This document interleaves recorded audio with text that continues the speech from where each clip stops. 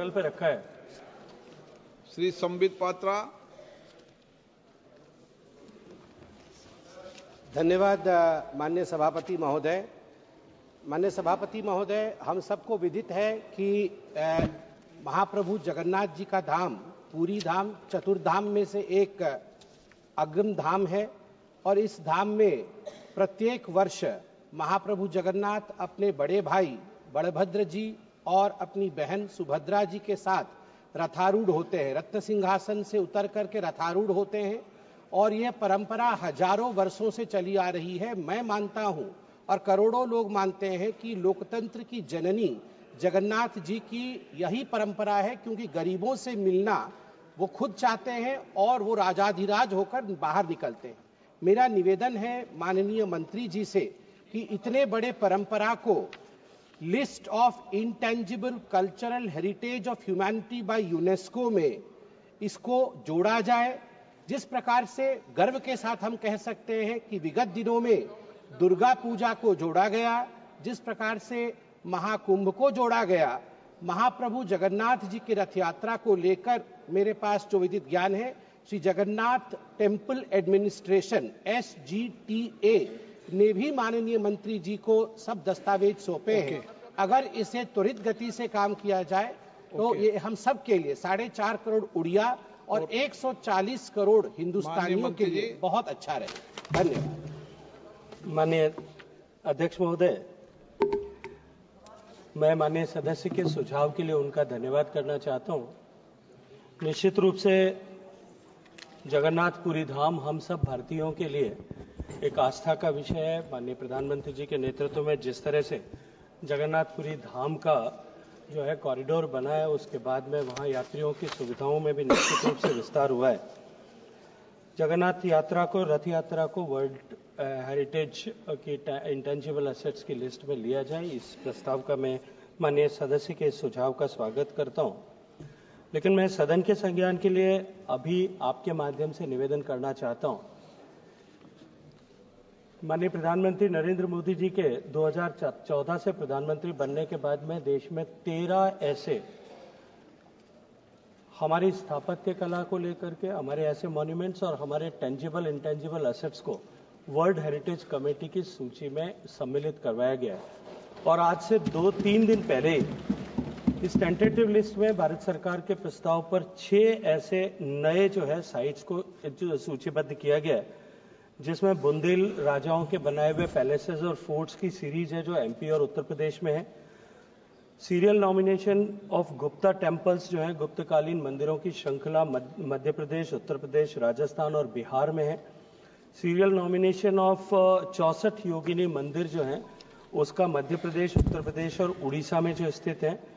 अश्वकाल rocks जो हैं उत्तर प्रदेश, मध्य प्रदेश, बिहार, कर्नाटका, आंध्र प्रदेश और गुजरात में है।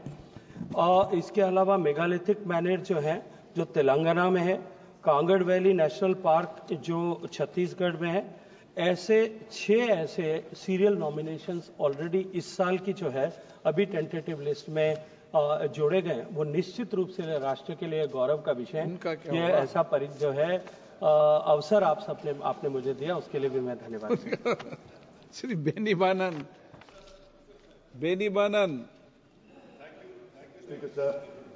Sir, the objectives and the mandate of the zonal cultural centers are said to be the promotion and the preservation of folk, tribal and local arts. But are these artists treated at par with the classical artists in terms of remuneration, travel and hotel facilities? Are they graded by the Doordarshan and empaneled by the ICSR?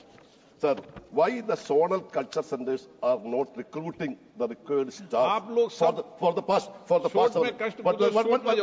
Sir, how many artists are repeated by the Sangeet Academy their events for the last 5 years?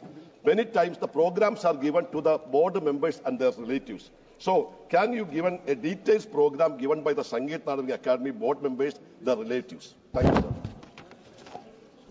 माननीय अध्यक्ष महोदय, माननीय सदस्य का प्रश्न मूल प्रश्न से हट करके थोड़ा दूर चला गया है और एक इन्होंने पूरी सूची सारे संगीत नाटक अकेडमी ने संगीत नाटक एकेडमी ने जो है आपका प्रश्न जोनल कल्चर सेंटर से संबद्ध था। अपने संगीत नाटक एकेडमी से संबंधित जो कलाकार हैं जिनकी ग्रेडिंग संगीत नाटक एकेडमी ने की है या दूरदर्शन ने जिनका ग्रेडिंग किया है, उनको दिए गए प्रोग्राम्स की सूची मांगी है।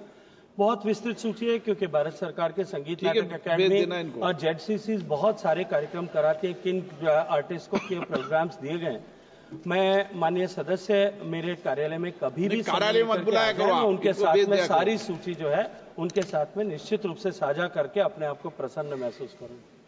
श्री सदन में कभी भी कार्यालय में बुलाने की बात करना बंद कर दो। आपके दो में आपको भेज देंगे, सूचना भेज देंगे, ठीक है ना।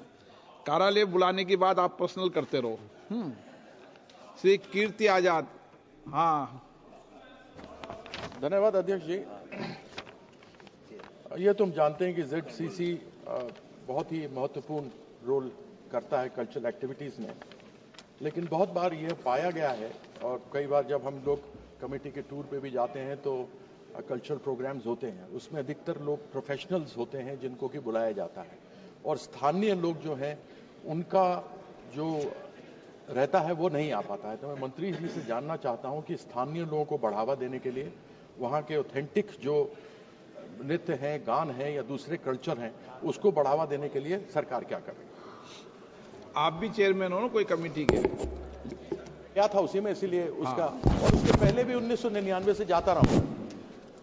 माननीय अध्यक्ष महोदय, माननीय सदस्य ने जो कहा है कि स्थानीय लोगों को मौका नहीं दिया जाता, मैं उस बात से बिल्कुल भी असहमत नहीं हूं। मुझे लगता है कि कहीं थोड़ा सा सूचना का अभाव माननीय सदस्य को है और मैं आग्रह करूंगा कि वो एक बार जाकर के जोनल कल्चरल सेंटर्स पे और ज्यादा गहराई से उनके कार्यक्रमों में देखें, क्योंकि जोनल कल्चरल सेंटर्स प्राथमिक रूप से सारे ट्राइबल, लोकल और वहां के आर्ट फॉर्म्स को, डिफरेंट आर्ट फॉर्म्स को ही सपोर्ट करने के लिए काम करते हैं।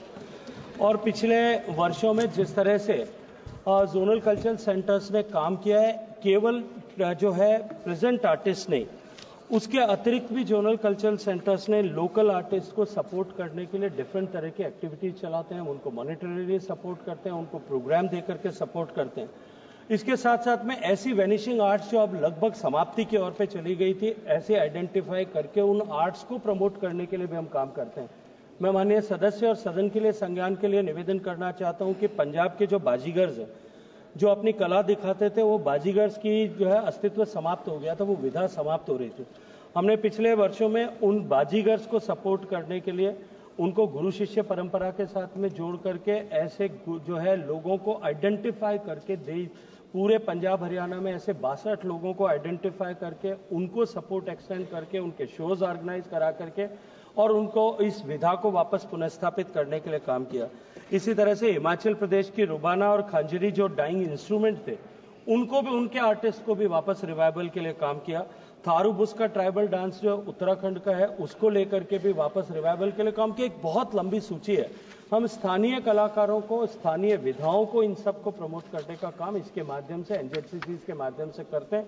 संस्कृति की सारी विधाओं को, ऐसी जो विधाएं लुप्त प्राय हो रही हैं या जिनको हैंड होल्डिंग की आवश्यकता है, उनका कंप्लीट एक जो है उनको सपोर्ट करना, उनको गुरु शिष्य परंपरा के तहत उनके नए उससे लोगों को जोड़ना और उसके साथ साथ में उनको मार्केट एक्सेस प्रोवाइड करना तक का पूरी व्यवस्था जो है जेडसीसी के माध्यम से की जाती है।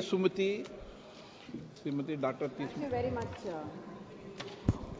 Thank you very much, Speaker, sir. Sir, the recent archaeological findings from Sivagalai in Tamil Nadu have revolutionized our understanding of India's Iron Age. Scientific evidence now confirms that iron smelting in Tamil Nadu dates back to 2172 BCE, predating its emergence in Gangetic Plains. Our Chief Minister has substantiated the evidence scientifically, sir, and has proposed a plan to set up a historical museum also in that. I would like to know through you, sir, from the Union Minister, that whether our Union government will acknowledge this and recognize it as a World Heritage Center and take it up to the world's cultural scenario. Thank you very much, sir.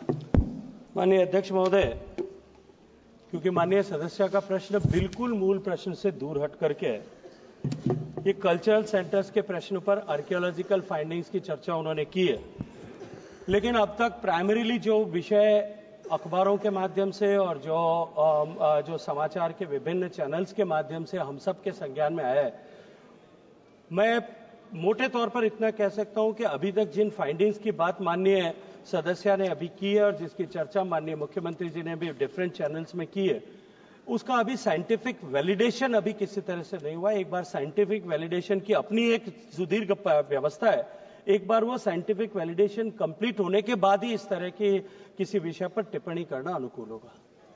Question number 224 Shri Gaurav Gogoi जी। आदरणीय अध्यक्ष महोदय, question number 224। माननीय मंत्री जी।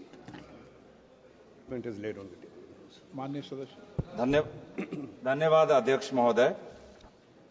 उत्तर में economic sensitive zone का उल्लेख किया गया है और इकोनॉमिक सेंसिटिव जोन्स में कुछ एक्टिविटीज होते हैं जो प्रोहिबिटेड होते हैं।